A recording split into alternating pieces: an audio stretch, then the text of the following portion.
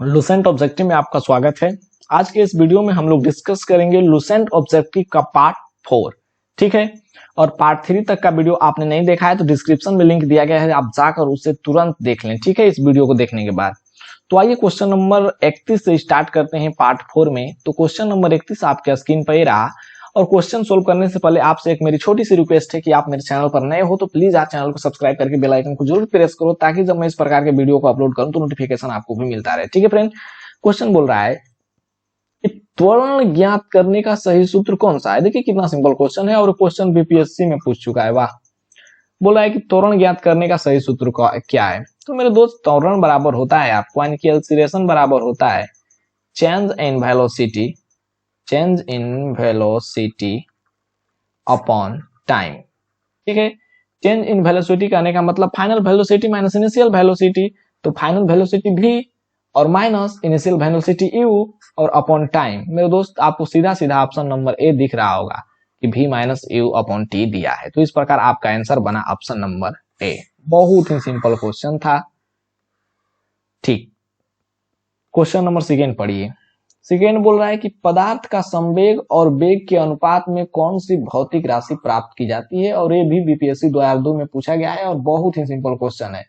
पदार्थ के संवेग और वेग का रेशियो पूछ रहा है, उससे कौन सी राशि प्राप्त होगी। तो संवेग बराबर एम भी, और वेग को तो भी से इंडिकेट करते हैं, तो भी और भी से भी कैंसिल हो गया, तो बचा क्या आपका मास यानी कि द्रव्यमान, और आपका आंसर बन गया द्रव्यमान यानी ऑप्शन नंबर सी। बहुत ही सिंपल क्वेश्चन था। आइए क्वेश्चन नंबर 33 की ओर बढ़िए। 33 बोल रहा है प्लांक के अचर में किसका आयाम होता है। प्लांक के अचर में किसका आयाम होता है, तो आपको बता दूं कि कोणीय गति का आयाम होता है। अगर प्लांक कांस्टेंट का आपसे मान पूछता, प्लांक कांस्टेंट का बहुत इंपॉर्टेंट रहता है पूछने का संभावना आपको, प्लांक कांस्टेंट, तो इसका मान होता है आपको 6.62 multiply by 10 to the power minus 34 joule second. ठीक है, जूल सेकेंड क्यों लिखे, क्योंकि इसका यूनिट आ जाता है जूल सेकेंड। कैसे, इसको मैं समझा दे रहा हूं।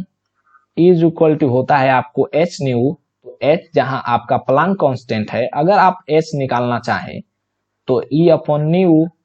ठीक है, और ई का तो आप लोग जानते होंगे कि एनर्जी को जूल से इंडिकेट करते हैं, सॉरी उसका ऐसा यूनिट जूल होता है, और न्यू का होता है सेकेंड पर सेकेंड।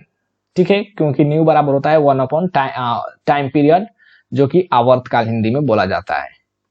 तो आपको सेकेंड पर सेकेंड ऊपर जाएगा तो सेकेंड हो जाएगा, तो आपका हो जाएगा जूल सेकेंड। उम्मीद है कि आप समझ पाए।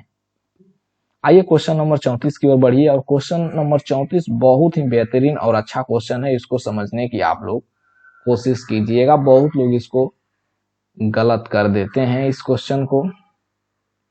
क्वेश्चन है आपका, इसको पहले हटा लेने दीजिए। ठीक, क्वेश्चन बोल रहा है कि एक लड़की है जो झूला पर बैठी है, और स्थिति में माना उस स्थिति में वो झूला झूल रही है बैठ करके। ठीक है, और उस लड़की के खड़े हो जाने पर दोलनों का आवर्तकाल, तो मेरे दोस्त बहुत लोग इसको बताते हैं कि अधिक हो जाता है, बट एक गलत है। उसका आवर्तकाल है जो वो कम हो जाता है।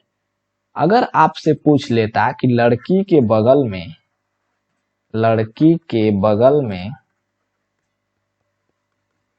कोई दूसरी लड़की बैठ जाती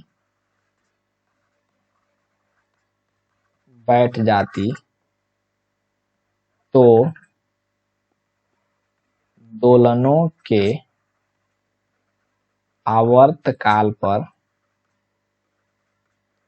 क्या प्रभाव पड़ता। ठीक है, पड़ता। अगर लड़की है वो झूला झूल रही है और उसके बगल में कोई दूसरी लड़की आकर बैठ जाती है, तब उसके दोलनों पर क्या प्रभाव पड़ता, यानी आवर्तकाल पर क्या प्रभाव पड़ता। तो मेरे दोस्त, उस स्थिति में कुछ प्रभाव नहीं पड़ता, यानी कि अनचेंज रहता, क्योंकि मास पर उसका आवर्तकाल डिपेंड नहीं करता है, तो अपरिवर्तनीय रहता, यानी कि ऑप्शन बन जाता आपका ऑप्शन नंबर डी इस केस में। ठीक है, उम्मीद है कि दोनों क्वेश्चन आप समझ पाए।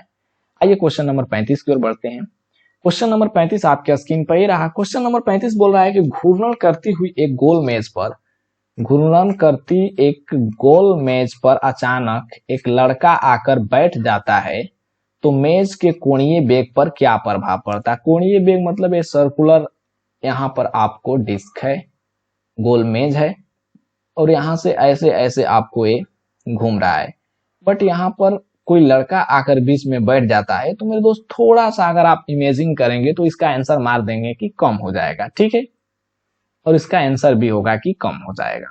उम्मीद है कि ये क्वेश्चन आप समझ पाए।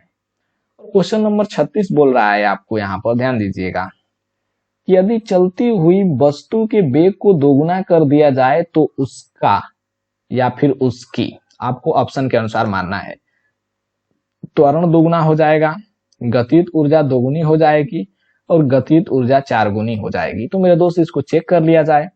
जैसा कि आप लोग जानते हैं कि काइनेटिक एनर्जी यानी कि गतिज ऊर्जा बराबर होता है 1/2 mv²। ये फॉर्मूला तो सबको पता होगा। और यहाँ पर वेग को बोल रहा है कि दोगुना हो जाता है, ठीक है। तो अगर वेग को जब हम दोगुना कर देते हैं तो ये हो जाएगा 2v का स्क्वायर और 1/2 mv², बट आपको 4 एक्स्ट्रा हो गया तो अब आपका काइनेटिक एनर्जी का हो जाएगा 4ke, यानी कि काइनेटिक एनर्जी 4 गुना हो जाएगा। तो आपका आंसर बना ऑप्शन नंबर सी। और ये अच्छा क्वेश्चन था और यूपीपीसीएस 2013 में पूछा भी गया है। ठीक, आइए क्वेश्चन नंबर 37 की ओर बढ़ते हैं।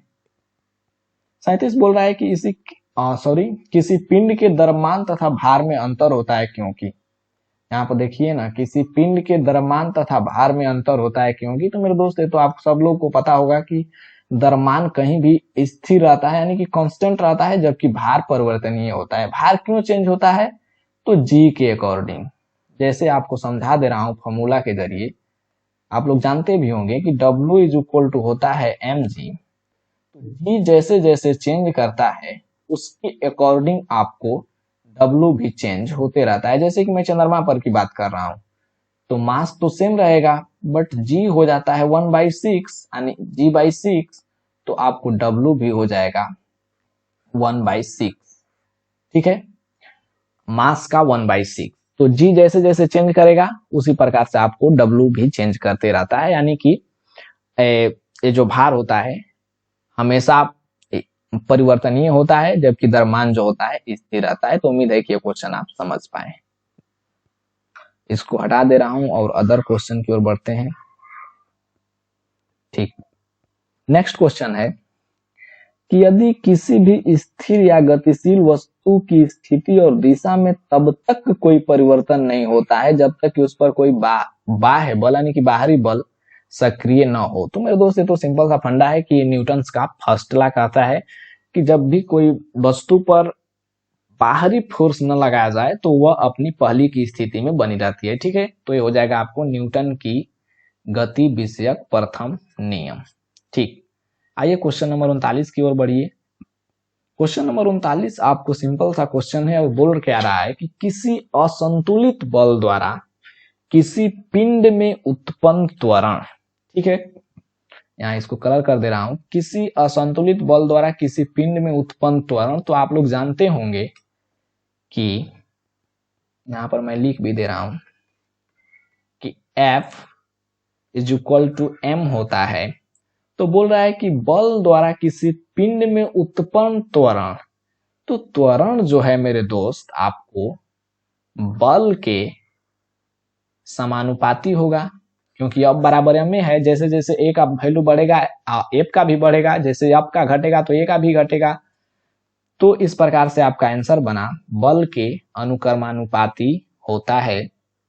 ऑप्शन नंबर आपका बी हो जाएगा। अनुक्रमानुपाती और समानुपाती का मतलब एक ही होता है, यानी कि डायरेक्टली प्रोपोर्शनल, इंग्लिश में बोलें तो। ठीक, आइए क्वेश्चन नंबर 40 की ओर बढ़िए। क्वेश्चन नंबर 40 है कि न्यूटन के गति के तीसरे नियम के अनुसार क्रिया तथा प्रतिक्रिया के संबंध में बल। तो मेरे दोस्त, आपको पता होगा कि न्यूटन थर्ड लॉ कहता है कि every action have equal and opposite reaction. कहने का मतलब है कि आप अगर दीवार पर धक्का देते हैं जितना फोर्स से, तो दीवार भी उतना ही फोर्स से आपको पीछे ढकेलेगा। तो ऑप्शन कैसा कैसा दिया है कि हमेशा, यहाँ पर ध्यान दीजिएगा, हमेशा एक ही वस्तु पर लगे होना चाहिए? नहीं, क्योंकि जब तक दो वस्तु नहीं रहेगा, every action has equal and opposite action कहाँ से होगा? यानी कि उधर से भी फोर्स लगना चाहिए, तो दो वस्तु तो आवश्यक है। भिन्न भिन्न वस्तु पर लगे हो सकते हैं, नहीं हो सकते हैं का मतलब क्या होता है? हमेशा भिन्न भिन्न वस्तुएं पर ही लगे होने चाहिए, यानी कि एग्जैक्ट आपका आंसर बना हमेशा भिन्न भिन्न वस्तुओं पर ही लगे होने चाहिए। ठीक है, उम्मीद है कि आपको ये सेशन पसंद आया होगा। अगर पसंद आया होगा तो वीडियो को लाइक कीजिए और चैनल को सब्सक्राइब कीजिए, और इसी तरह हमारे साथ जुड़े रहिए नेक्स्ट अपडेट के लिए। तो नेक्स्ट वीडियो में हम लोग देखेंगे मैकेनिक का पार्ट 5, यानी कि question number 41 to question number 50। ठीक है, तो मिलते हैं नेक्स्ट वीडियो में, तब तक के लिए थैंक यू वेरी मच।